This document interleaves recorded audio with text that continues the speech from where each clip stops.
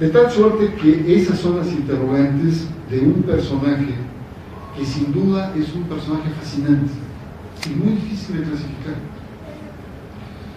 porque es un personaje que uno lo puede ver como un líder de masas, carismático, además con todo este pasado de actor. Hay mucha teatralidad en él, el hecho de que bajaba, besaba los pisos de la primera vez, se ponían todo tipo de sombreros, hay que ver la colección desde sombreros esquimales, sombreros de charro, cualquier cantidad de sombreros se ponía, con esta actitud de identificarse con la gente, improvisaba sus discursos, sabía cómo llegar, tenía dotes de un líder populista, en el sentido profundo del populismo. Y al mismo tiempo, en estas encíclicas complejas solamente para iniciados, no entendible para la mayoría, sino para unos cuantos, la mano de Ratzinger, la mano que sea, pero son encíclicas no sencillas, son profundas, son filosóficas, son teóricas, son técnicas, no cualquiera las puede leer. Un personaje defensor de los derechos humanos, de los pobres, etc., pero al mismo tiempo no se dio un centímetro sobre temas de los derechos humanos de las mujeres al interior de la iglesia. Papa de Contrastes, un hombre profundamente espiritual, como a mí me tocó presenciar, y al mismo tiempo un político hábil y hasta manipulador muchas veces. Un personaje que fue mudando como un actor central.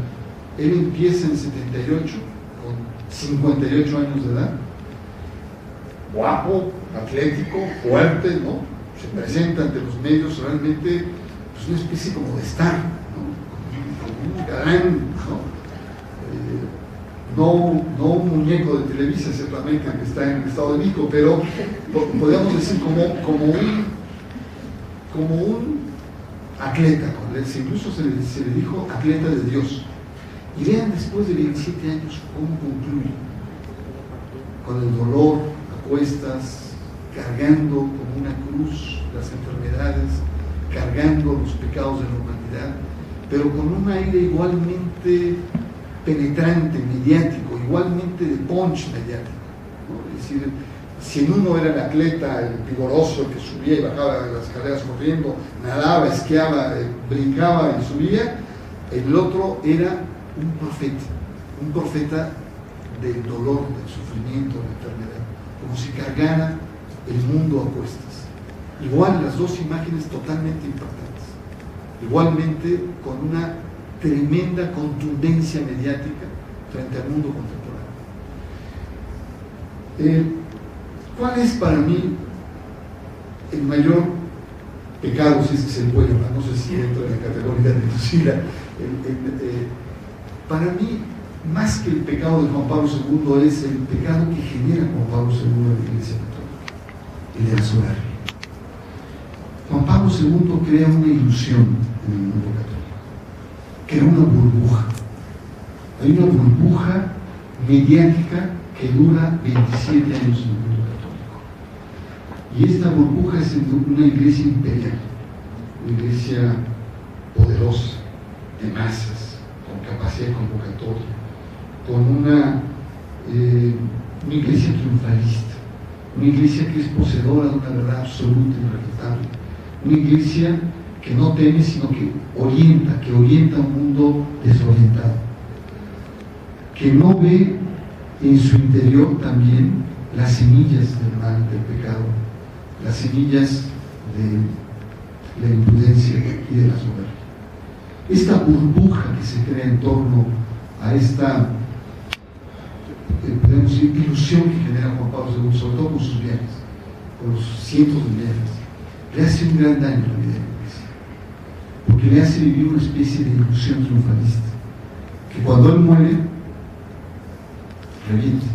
Y entonces tenemos a un papa que es la antítesis, por así decirlo, de Juan Pablo II, tímido, inseguro frente a las cámaras, inseguro frente a las masas, una iglesia que se viene a pique, que les talla entre las manos los escándalos, que no sabe qué hacer, que se ve rebasada por el acoso de los medios, que ya no tiene ese touch que tenía Juan Pablo II, esa certeza, esa seguridad del manejo de los medios, una iglesia insegura y una iglesia que pareciera dar marcha atrás. La pregunta es si está dando marcha atrás o nunca dio los pasos adelante.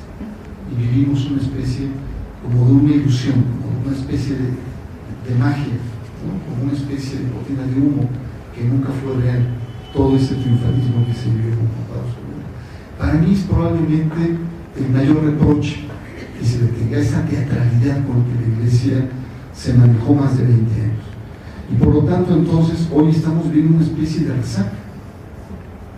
Resaca que la estamos viendo no solamente a nivel de la percepción del feroz tratamiento que le han dado los grandes medios de comunicación mundial a la Iglesia Católica en torno a los casos de abuso sexual, de pedofilia y de condescendencia institucional por parte de la alta jerarquía. Estamos hablando también de encuestas, de censos. Vemos el censo último, como hay una caída del 4%, ¿no? Paradójica en 10 años de gobiernos católicos panistas. ¿Qué ha pasado ahí? La mayor caída precisamente aparentemente con gobiernos afines. Pero si vemos la tendencia de los años 50 para acá, estamos hablando de que en 1950 el 98.3% se declaran católicos en este país. 60 años después, estamos hablando de que poco más o poco menos del 84% son católicos. Hay una caída de 15 puntos. 60 años que puede representar el ciclo de una vida biológica. Pero la vida de la iglesia en este país es una abrir y cerrar de ojos, es nada. Hay una caída precipitada y que se ha venido radicalizando en los últimos años. Y si vemos, lo comenté por ahí con Leti, con la hermana Leti, en la arquidiócesis de México, en el Distrito Federal, la caída no es de 4% como el resto de la iglesia. Estamos hablando de una caída de 8 puntos, de 8%. No es una caída, es una precipitación violenta. Y se debe mucho a la calidad de los pastores, indudablemente. La calidad de nuestros pastores, esta mimetización de lo político, estos resabios de ese triunfalismo, de estos aires imperiales que se quedaron en esos 27 años. Yo no quisiera alargar más, porque seguro que vamos a tener oportunidad de intercambio, pero creo que hay una serie de temas que están ahí pendientes en el universo de Juan Pablo II.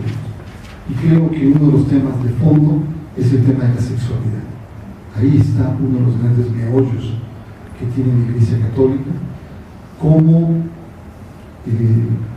muchas de esta masa de creyentes ya no encuentran en la iglesia su casa. Esto que se decía, y que me recordó mucho una conversación que tuve con Leonardo Boffo en diciembre, que vino y que me hizo una entrevista larga, y él decía en la iglesia, probablemente siguiendo a este documento del Julio 2000, la iglesia tiene que ser como una casa abierta a todo el mundo, donde todo el mundo se sienta reconfortado ahí, orgulloso de estar en su casa. Y hoy siente en la iglesia un mundo de prohibiciones, de tensiones, de advertencias, de cuidados. Y entonces, ¿cómo abrir, ya no la iglesia en su conjunto, sino cómo abrir la casa eclesial, la parroquia, la diócesis, etc. De tal suerte que hay muchos temas ahí. El tema de Maciel, yo recuerdo el libro, si ustedes habrán seguido el libro de Valentina Larraqui, tiene un capítulo especial sobre Maciel, porque es uno de los puntos, digamos, nodales. El Papa sabía de Maciel, por supuesto que lo sabía. Su curia sabía de Maciel, por supuesto que sí lo sabía.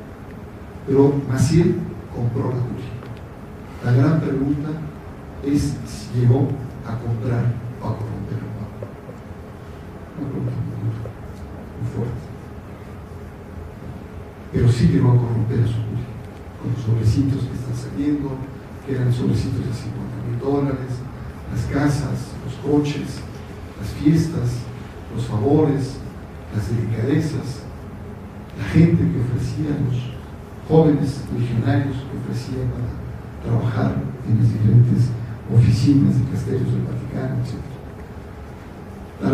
Al-Arraqui jura que su investigación fue muy dura y que le han llegado a decir que en comidas que tuvo Maciel con el Papa, Maciel le decía: nos están atacando, Santo Padre. Es decir, Maciel se adelantaba a los hechos y decía: nos están golpeando, ¿no? Digo, al golpearme a mí van a golpear a toda la iglesia. Y hay estos puntos. Y el Papa, en esta perspectiva, digamos, de una iglesia perfecta, de una iglesia infalible, probablemente le pudo haber creído. Pero también probablemente hay que de tal suerte que esta beatificación, para mí precipitada, arriesga a un personaje que sin duda es un baluarte en la historia de los católicos, es un personaje indudable, pero que la Iglesia Católica, y de ahí yo concluyo con esta hipótesis, ha sido tan zarandeada que quiere seguir utilizando y manipulando lo que representa el Papa Juan Pablo II como un valor mediático, ¿no? Como un valor agregado en términos de una imagen, de un prestigio, una trayectoria. Es decir, seguir prolongando o agarrarse, seguirse haciendo del prestigio de un personaje que sin duda deja huella. ¿A qué costo? ¿Qué costo va a tener? Bueno, pues lo vamos a ver en los próximos años. Lo que sí queda entonces es estas dudas, estas sospechas, y que pues sin duda van a ser resueltas, y van a ser resueltas con los ojos con los que cada uno queramos ver, ¿no? Ya sea con la suspicacia o ya sea con los ojos de la bondad.